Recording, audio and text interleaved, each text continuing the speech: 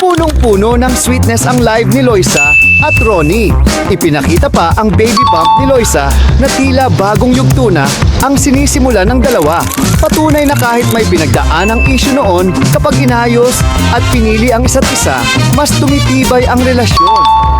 Anong say mo sa kanila ka-modern? Maraming Mick Brent at Wilka fans ngayon ang nagtatanong sa real score ni Will at Mika. To ay matapos mag-trending ng di umano'y travel photos ng dalawa together. Na-curious tuloy ang madlang people sa dalawa at talagang binalikan ang mga past interactions nila sa social media. Ano kayang say ni Brent dito ka-modern?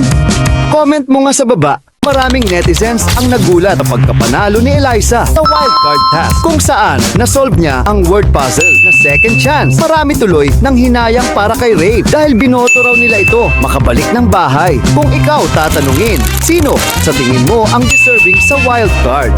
Comment mo sa baba. Pinatulpo si dating hashtag Nico Dax ng kasambahay. Ito yung pangalan ko dahil po sa pag-post sa akin.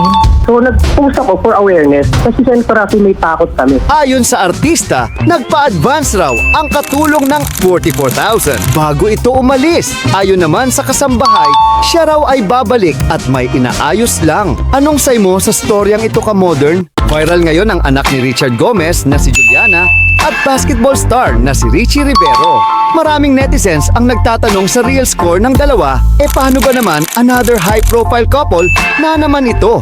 At curious ang mga netizens kung anong say ng parents ni Juliana.